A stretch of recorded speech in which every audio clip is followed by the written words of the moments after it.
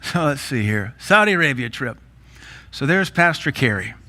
We went to a shop, and I wasn't with him when they did this. It was like a men's warehouse. You can see all those are the scarves. And then this is called a thope. And this is what they wear. This is their suit and tie. You go to the mall, you go anywhere in business, they're all wearing this. This is very formal, and I dig it. Even our Bedouin guides, one of the guys wore his thope every day to honor us. It's like giving us a bush tour dressed in a suit and tie. He even wore his scarf as well.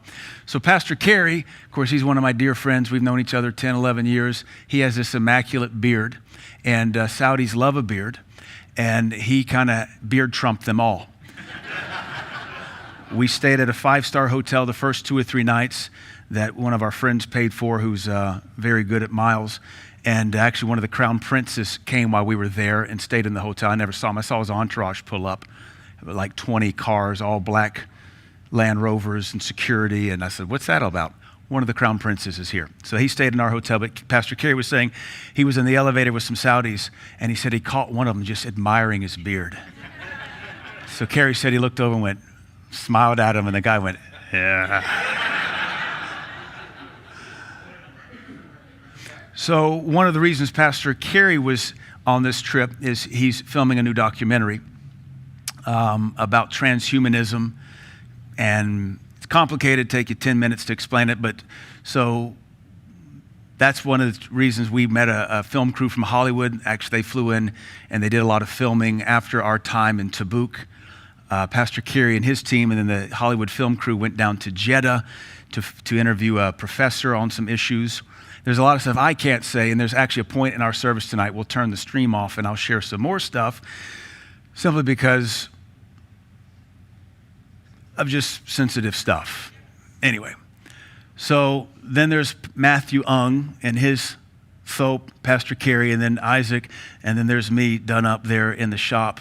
And they actually went out to dinner that night. One of the things I appreciate about the Saudis is that they don't have Western education, so they don't believe in any of this wokeness. They don't have a problem with cultural appropriation. It's called cultural exchange. And so one of the men that Pastor Kerry interviewed gave him another scarf, and he said, next time you come, the Saudi people would be honored if you would wear this. That's really different from our stupid culture, isn't it? Yeah. So then they were just straight out of Jeddah. They made that. I didn't make that. Straight Outta Compton is a rap album from the early 90s. Straight out of Jeddah. Matthew Ung, Pastor Kerry, actually looks like Obi-Wan Kenobi. So this is my new friend, Mac McKinney. I met him in London. He was wearing that obnoxious shirt. And I said, really, dude? Buckeyes? He's like, what is wrong with that? So we became buddies for 2 hours. He's in the Navy. He was being deployed to the Gulf, the Red Sea, deal with the Houthis. And he works on a naval blimp, scouring for mines. So he and I became buds. We've been texting back and forth. Brothers my age, deadlifts like 550 pounds. A beast. So he's my new buddy. So here's where I was. That's the Sinai Peninsula, Egypt to the left, Gulf of Suez Canal to the finger it, and then Sinai in the middle, northwestern Saudi Arabia to the right, and the Gulf of Aqaba, Red Sea is the big body. So the rabbit ears, Suez, Gulf of Aqaba, Red Sea to the south. You see where it says Jabal al-Laz, that was the area we're in. The Aqaba, the very northern end, we could see Aqaba. I stayed in the city of Hakl there, up at the border. There is, zoomed in some more, you see Tabuk to the right. I flew into Tabuk, and that was kind of a major base, but I stayed in Hakl, I'll just show you this. So we drove from Tabuk, which is far right, all the way through these mountains, which are the most horrific mountains I've ever been to in my life, and I've driven through the Rockies and the Sierras, and I've driven through the Cascades and the Olympic rainforest. This is the roughest terrain I've ever seen in my entire life. We came out here where they're building the line at Neom, and then drove all the way up to Hakl and stopped off at Al-Bad and Median and all this. So we toured this in a whole area in 5 days. That is the land of ancient Midia. That is where Jethro, Moses' father, is from. The middle part of that town is actually still called Midia. This is the land of the Midianites. If you go, let me go back one. If you go straight up, that's Israel. Israel is right there at the second A in Aqaba. That's Israel. I got a laser here, you can't even see it. That's Israel. If you go Hakel straight up, you hit Jerusalem. There are obscure Old Testament prophecies I've only learned about in the last month that talks about when the Messiah comes, he will come from Midian straight up the Red Sea Valley. What some believe is that he will come to Mount Sinai.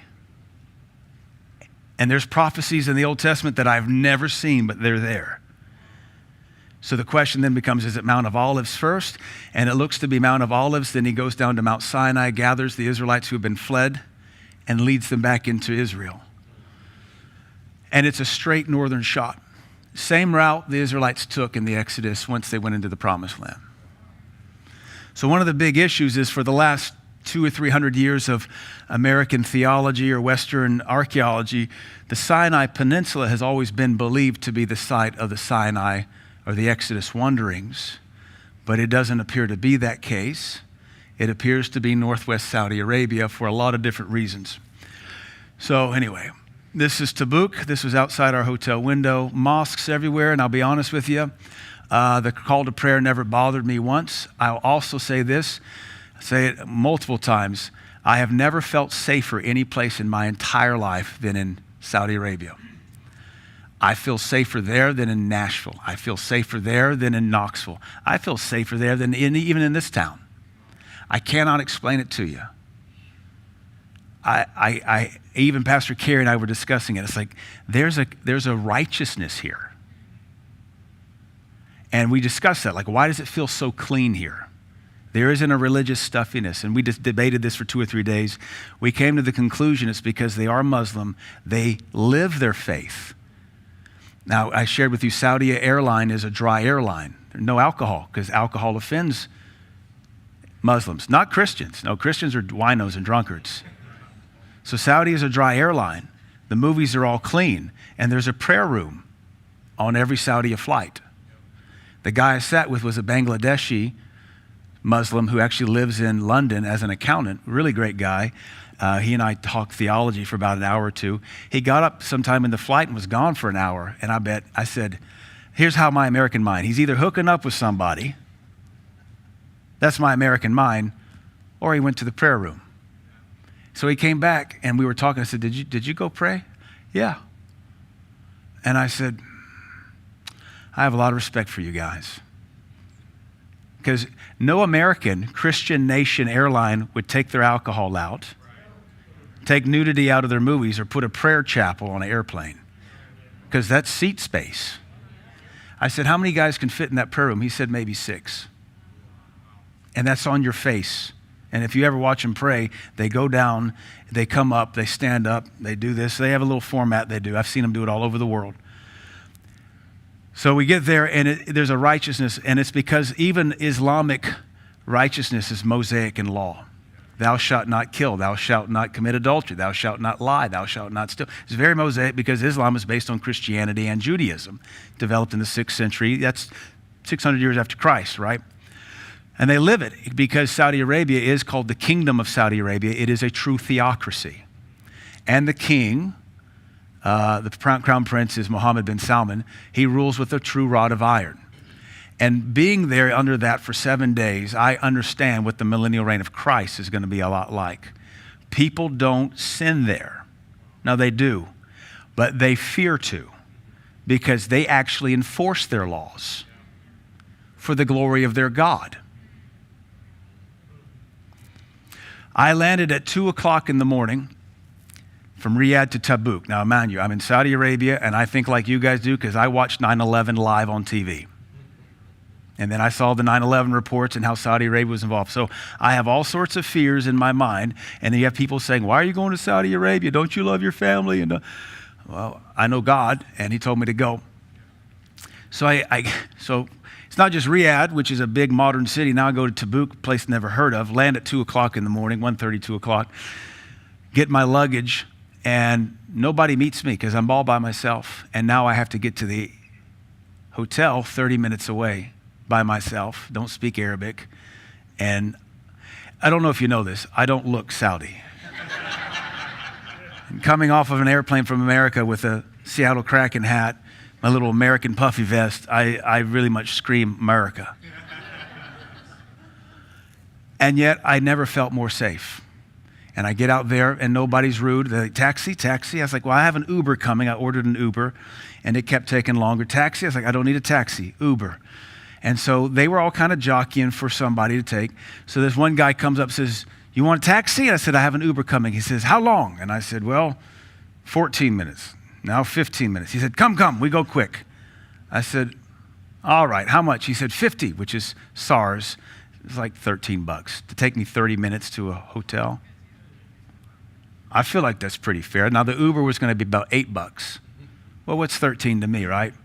So like, all right. I said, you take Apple Pay? And I'm like double clicking my phone, Apple Pay? He's like, yeah. So he's a taxi, Apple Pay. I have to follow him through the parking lot. He's not a taxi driver. He opens his car, it's filthy. He's not a taxi driver. So I sit in the front seat. His gas tank is on empty. So I'm in a car with a total random stranger who's neither an Uber or a taxi at 2:30 in the morning in Tabuk, Saudi Arabia. And he says, you American? Like, how could you tell?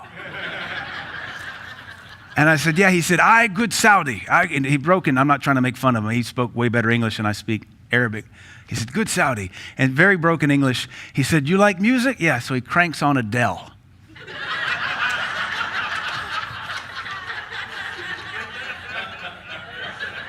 So 2:30 in the morning, we're driving through a city I'd never been to. We're listening to Adele. And I happen to like Adele, so I'm not upset. And then he's, smoke? I don't smoke. I smoke. All right, feel free. Chesterfields. Hadn't seen those in forever. Smoking them up. Barely has the window down, so I'm going to stink for a couple days. So then we pull over, and I think we're getting gas because he's been on the light since we left. And I realized, no, we're at the ATM for me to get money for him. It doesn't work for me, though, the ATM. We try 3 or 4 times. So then he comes out, he says, oh, no, we try Arabic. So he does it all in Arabic, and then he says, enter, and then he looks away. He purposely looks away so he can't see my code because he's trying hard to be honest. So I enter, it still won't work. Then some guy comes over because he thinks I'm being like taken advantage of or something. He's trying to defend me. And I'm like, we're good. It's not working. And nobody understands anything I'm saying. And it's 2:45 in the morning. And Adele's still going. And I still smell of Chesterfields. So then he says, gas. So we whip around and I get to pay for his gas. That's how we're going to pay for me to get to the hotel. So I look over, he's empty. I said, look, just fill it up. Put the whole tank in. He said, no, 50. I said, it's a Honda Accord. Put the whole tank. Let's just fill the whole thing up. He said, no, 50, because that's what we agreed on.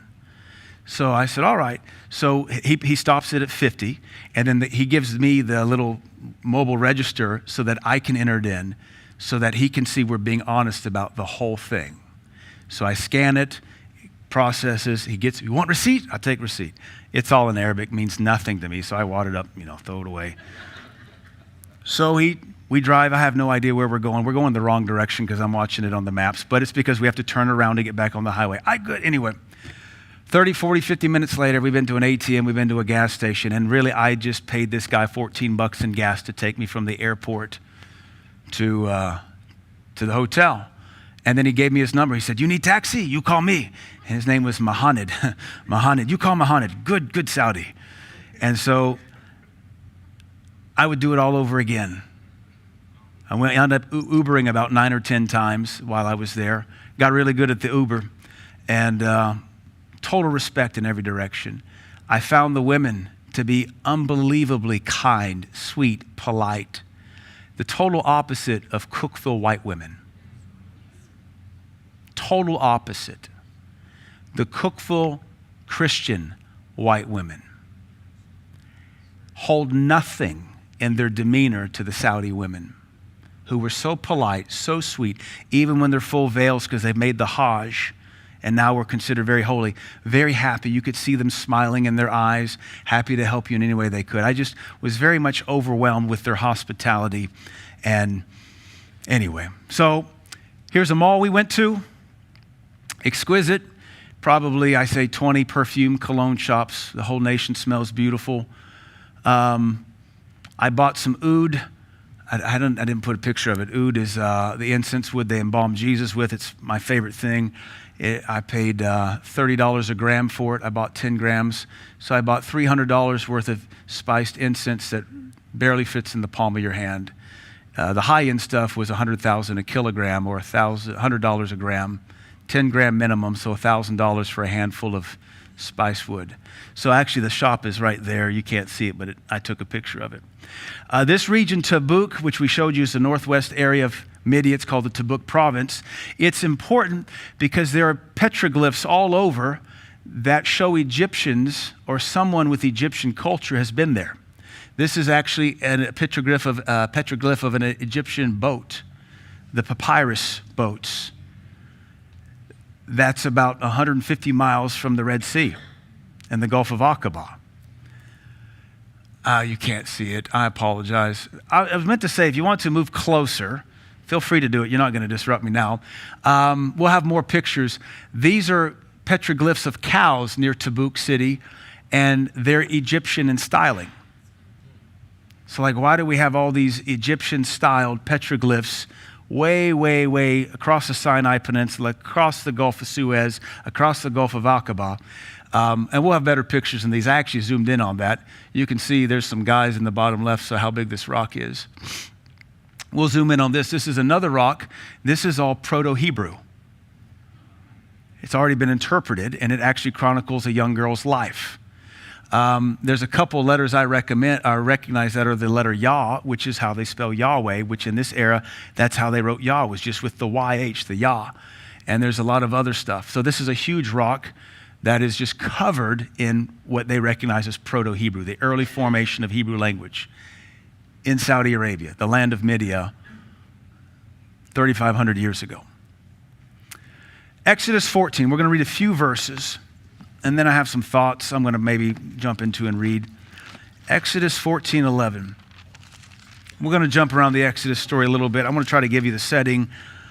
And let me stop again. Brother Chad, if you want to stay down front, you can, unless you got to go do security stuff. Okay, get your notes, all right. Again, if you guys want to move forward, you're not going to bother me. It's a little bit different tonight. I do want to say again, thank you guys for letting me go. I mean, obviously, if I'm going to go, I'm going to go, right? It's not like you guys vote on it. But the fact we don't do that because it's not biblical. If you didn't notice, voting is destroying our nation. It'll do worse things to a church. But the fact that I can go away, in this case, like 16 days or something, and the church doesn't fall apart, and you have great moves of the Holy Spirit, that blesses me because it allows me to go and do the things God's called me to do. And even though I didn't minister in Egypt, Saudi Arabia, I did minister in Albania and a little bit in Rome. I witnessed to my taxi driver in Rome. This was still very much ministry because it has changed me. But I appreciate you guys being faithful to show up and allow me to go and do stuff that I get to bring back to you and encourage you. Exodus 14:11, let me read you this passage. And they said unto Moses, because there were no graves in Egypt, hast thou taken us away to die in the wilderness? Therefore hast thou dealt thus with us to carry us forth out of Egypt. One of the things you see through the Exodus story over and over again is the discouragement of the severity of the wilderness. And we call it, as Americans, we've called it the desert. And truthfully, a desert, geographically speaking, is any place with less than like 5 inches of rain a year. But when you and I think of the desert, we think of the Sahara. What I'm going to show you is technically a desert, but it is not Saharan. It is a wilderness unlike anything I have ever, honest to goodness, seen. And I've been all over America. I've been to South America. I've been to Europe, been to Africa a lot. I've been to the Kalahari in Botswana. I've seen some rough terrain, and the Colorado Rockies are pretty brutal, as are the Cascades of Washington and the Olympic rainforest. This, I think, is the worst thing I've ever seen as far as jaggedness, ruggedness, and it's a desert on top of that. I want to try to build for you the giant setting of everything because it'll make the Exodus way more real to you, and I won't be able to cover everything that we're going to look at. Anyway, so this is not far from the Gulf of Aqaba. Basically, you come out of the ocean, you have a little bit of beach, and then you have 5,000-foot mountains that just shoot up straight away. There's an acacia tree that's in your Bible. It's what they built the Ark of the Covenant out of, and seeing as how this is on the other side of the Gulf of Aqaba, I think this is Acacia tortilis. This is probably the tree they would have built the Ark of the Covenant out of, because it's really the only tree there is, and then there's a lot of other reasons. So these next few slides just show you how rugged northwestern Saudi Arabia is, the land of Midia. Just desert, rocky. The only trees you see there are the acacia trees sticking up, and then you see the broom tree in the foreground, multiple broom trees, and then everything else is just prickly. This is near Rephidim. Now, Rephidim is where they fought the Amalekites when Moses held his arms up. Rephidim means place of rest. They actually found an engraving on a rock there in Proto-Hebrew that says rest. These are all the evidences that are just like, man, we're checking off all the boxes. The fact that this whole region is full of Proto-Hebrew. Yah is in like every location. So this is looking back towards the north. That is the wilderness that the Israelites wandered in. This also explains, it's canyons with passages, why in the book of Exodus, or maybe Numbers, Moses asks his brother-in-law, Hobab, will you please be our guide? It's in your Bible. Will you please be our guide and help us navigate through this region? And Hobab says, I don't really want to do it. He says, come on, man, do it. Why Hobab? Well, he knew the region. He was a Bedouin. So he knew the region. He knew how to navigate the canyons, because really we drove in and out of a lot of canyons, and I sat on mountaintops and looked down at them. You could totally get lost and get turned around because it's crazy jagged like that. This is Rephidim looking in the other direction. That's shot with a drone. You can't appreciate it. That's a road off in the distance behind me. But you see the mountains and you see how there are flat bottoms. But it just goes for as far as the eye can see. And on the right is this ridge that just keeps going and wraps around you. It's impassable. So you'd have to follow it around. Here's another shot. You see cars in the bottom left-hand corner. This is the area of Rephidim. And I want you to see how jagged, rugged, desolate. And I said in one of the videos we sent back, having spent several days driving around, I can only imagine being a mother nursing, and you haven't had any water for 3 days, and there's no water to be seen. And yes, you've been delivered from slavery, and yes, you've seen God do mighty things at the Red Sea and destroy an army, but in the moment, you're parched, your paps have run dry, your baby won't stop crying, and there's no sign that tomorrow's going to be any better. It gives me a lot more compassion for the Israelites, and yet at the same time I hear the voice of God say, and yet how many miracles did I already do with water?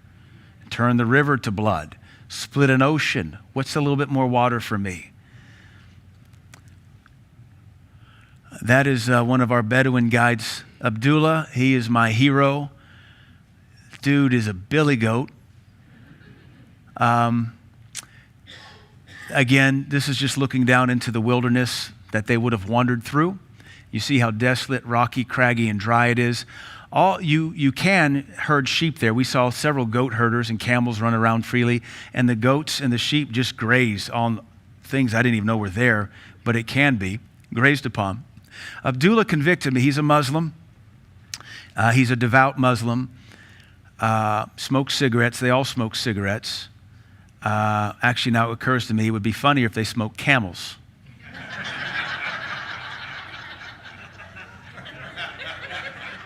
To me, there would be a sweet irony in that. I don't even know if camels exist anymore. Joe Cool, when they outlawed him when I was in elementary school because, it was Disneyfying cigarettes and Surgeon General C. Everett Koop didn't like that. Neither did Nancy Reagan. That's my generation. You can tell their indoctrination worked on me. I remember all those names. C. Everett Koop always thought, dude, you need a mustache. Where's your mustache at? We get to the top of Mount Sinai, and this is later, but I'll just tell you about Abdullah. We get to the top of Sinai, and Matthew Ung and I are goofing off, and we're just being dumb. You know, we just climbed this mountain, we're exhausted, we're a little elevation giddy, dehydrated, so we're shooting drone footage, and we're just doing dumb stuff. Abdullah gets to the top, he makes himself some Saudi tea, and we're goofing off, and then we turn around, and he's up there praying, because it's time to pray. And he's facing towards Medina. And the Muslims require water for purification. If you don't have any, you can take dirt. And he's dug 2 little holes. And he's using dirt to purify himself. And I looked at Matthew, and Matthew looked at me, and I said, we are scumbags. And he said, yeah. And I said, we've climbed this mountain of our God, where our Decalogue was given. We're up here just goofing off, taking dumb photos. And the Muslims up here honoring his God, who he believes is the God of his prophet Moses. And so then Matthew says, well, we should pray. I said, I agree. And I'm propped up in between 2 rocks because I'm hot. I mean, I'm cold and they're warm. So then Matthew gets on his face and his knees like the Muslim. And here I am, the preacher, laid out like I'm sunbathing. And I'm kind of bundled up because it's cold. And I'm like, you're going to make me look even worse, Matthew. And he's too busy praying to God. So it was very humbling. Would to God Cookville Christians could be 1/3 of the committed. That you climb a mountain, 8,000 feet, get to the top, have some tea, check your watch, it's time to pray, find your compass, point towards your Mecca, and pray to your God. Get on the back of an airplane at the time to pray and pray to your God. What do we even do? We're faith people, you know? I guess we don't need to do any of that. So this is humbling. I really have a lot of respect for Abdullah. He and I were texting yesterday. We have to use Google Translate because his sentences come through immaculate in English and mine come through immaculate in Arabic. So we're both Google translating. Another shot, that's on the top of Mount Sinai, actually, and you can see just mountains, jagged granitic mountains and sand in between. This is where Israel wandered. This is why they wanted to die regularly, because it was not easy.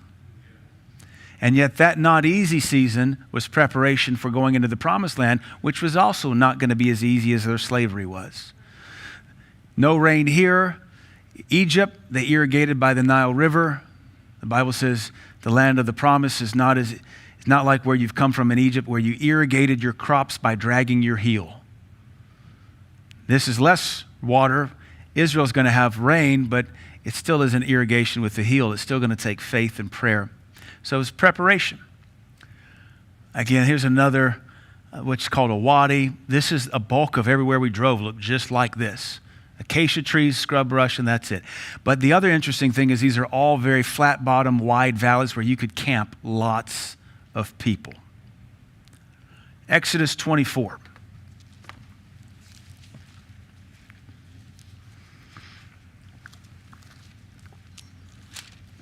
I have a couple videos that we'll watch on this. Ben, we'll have to make sure we check the volume on a couple of these videos because I do have a narration on them.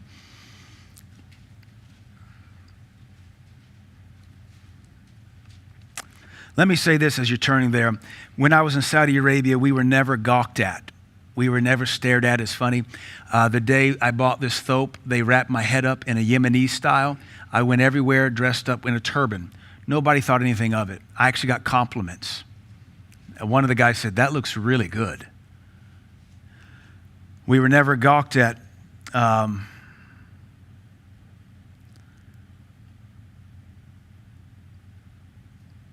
Some of this is just stuff I wrote down. The Muslims have a commitment level that is convicting. One day we were at a mountain and you could hear the Muslim call to prayer ring up the valley, and we saw a goat herder, and he's probably got 100 goats with him, and we're watching him, and as soon as that call to prayer comes, he stops and drops to his face and prays on the spot. We don't even do that when the Holy Ghost nudges us. I'll get to that later, Lord. And we wonder why our faith doesn't work for us. We wonder why our God doesn't move for us. These are Muslims. We know they worship a demon. They've come through Judaism, they've come through Christianity. They call it the religion of the books. They view Judaism and Christianity as in the same vein as them. They call all of us the religion of the books. The Old Testament, the New Testament, and then their Quran, which is mostly quoting the Old Testament anyway, and then they add some stuff. The Quran gets violent near the end, and that's where jihad comes in and all the weird stuff that... There's a commitment level I've never seen. I don't see it in America at all. And it's convicting. And I honestly have better conversations. I've had a lot of conversations with Muslims in the last 2 weeks, Albania being a Muslim nation as well.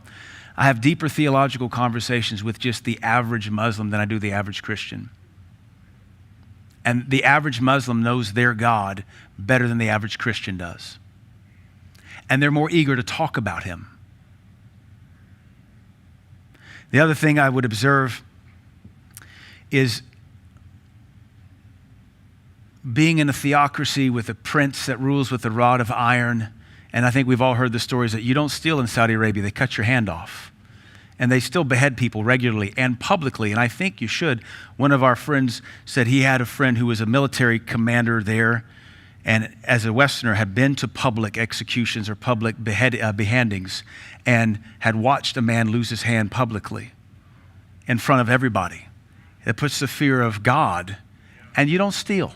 And you don't take advantage of tourists.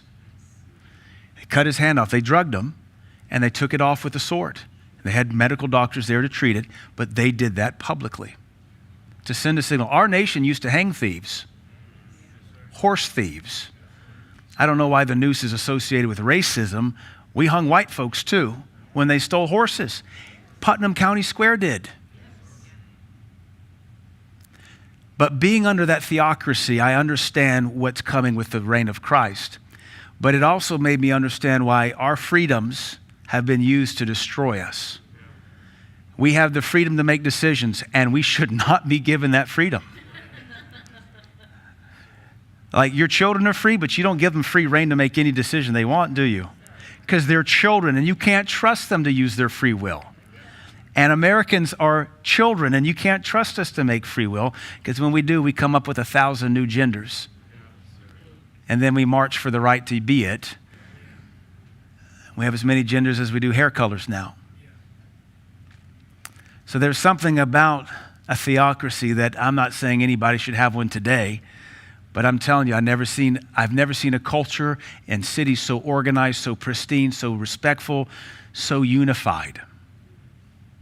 The other thing I would say, having just spent a week in Saudi Arabia, a day in Rome, and then another week in Albania, all these folks in our nation that cry out for diversity and don't think we're diverse enough are absolutely blind.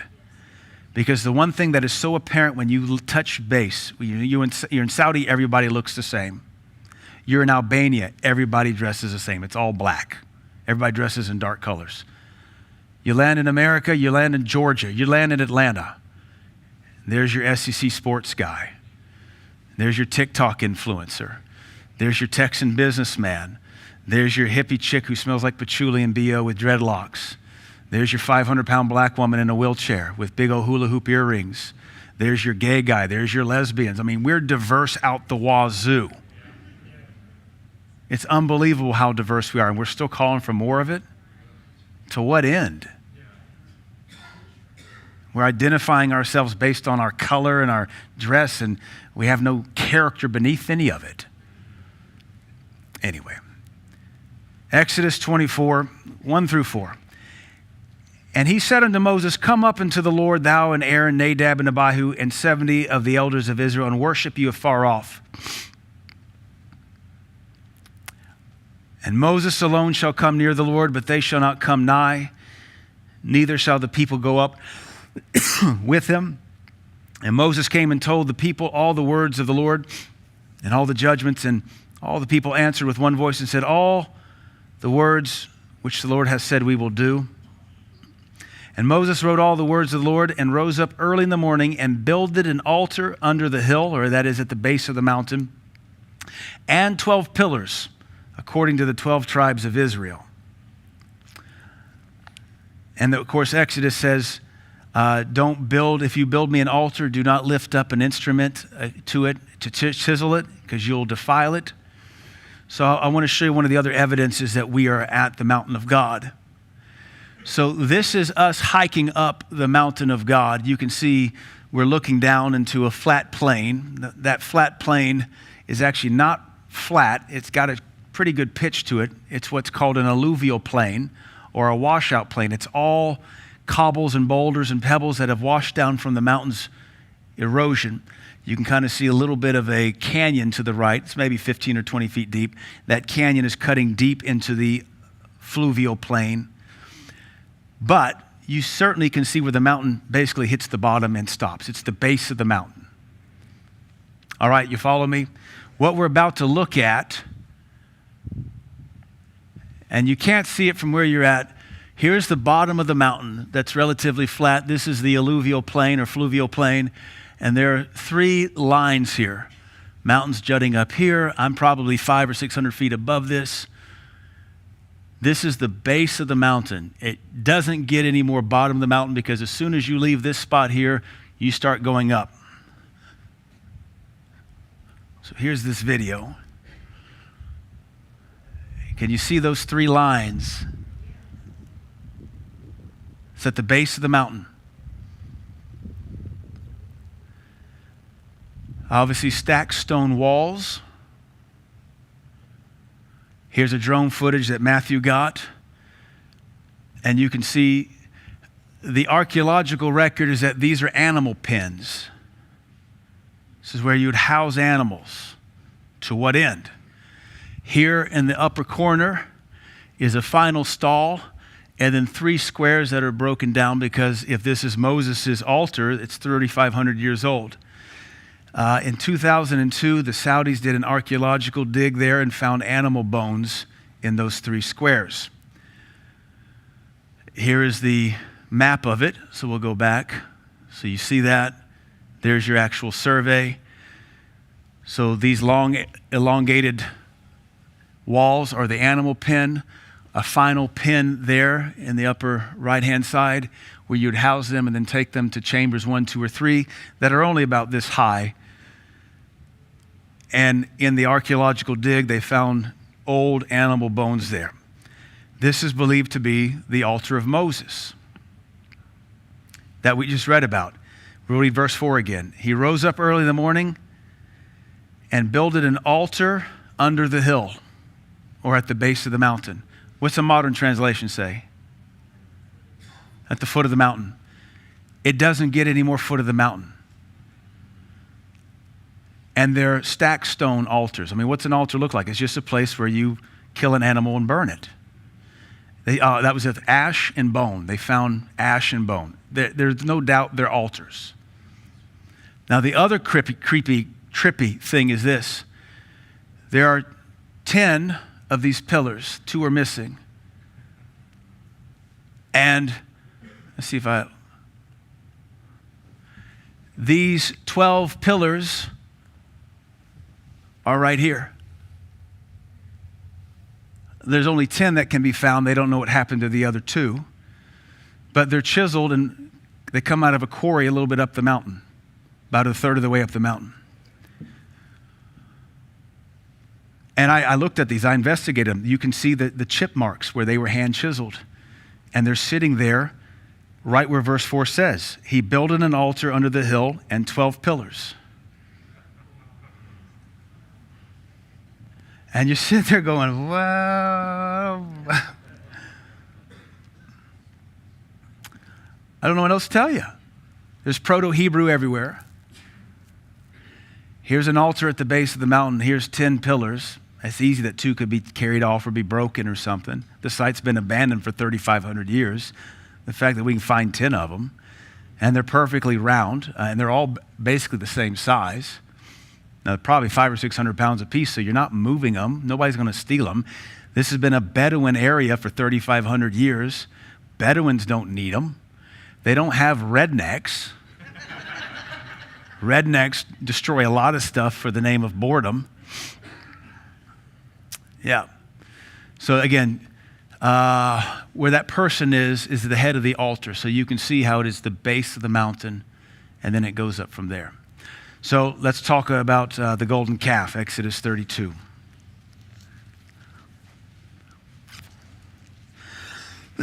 beginning verse 1.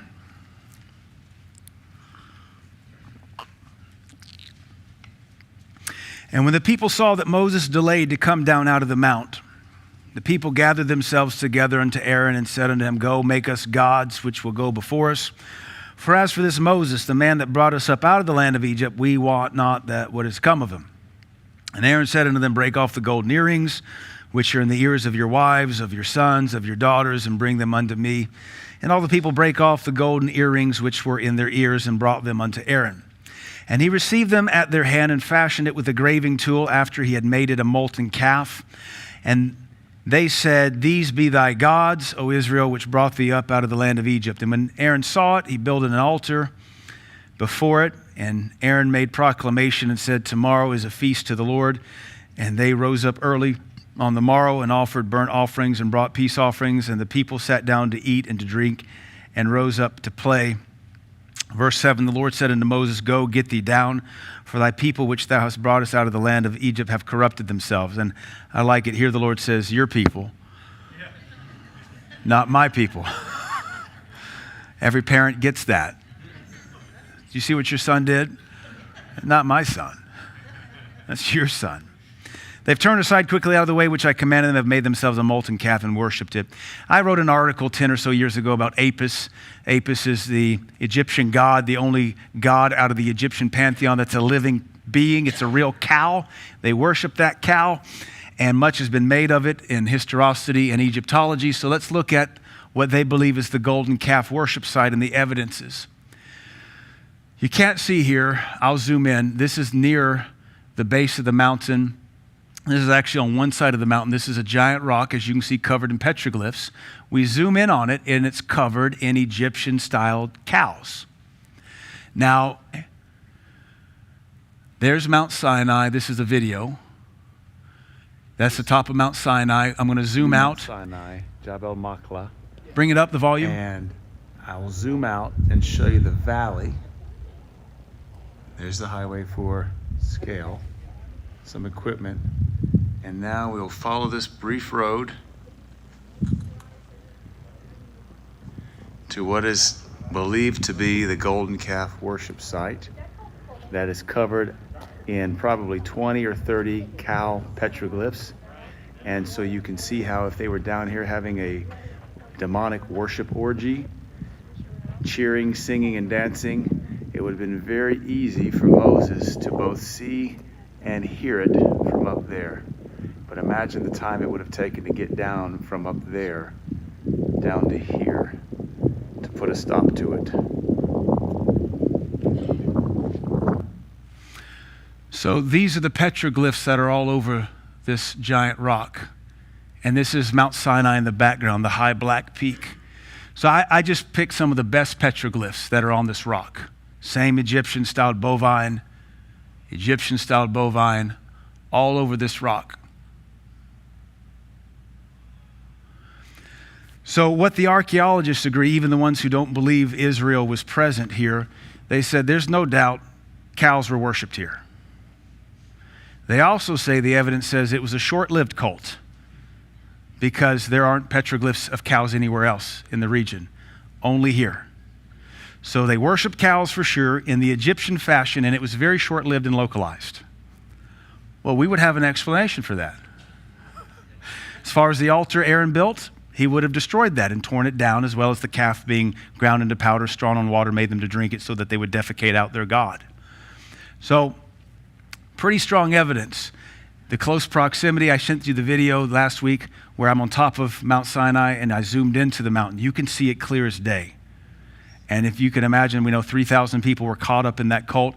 You could hear them cheering and dancing and singing. And then God points it out to Moses. You understand why he would have thrown down the tablets, because that is not an easy mountain to climb, much less come down.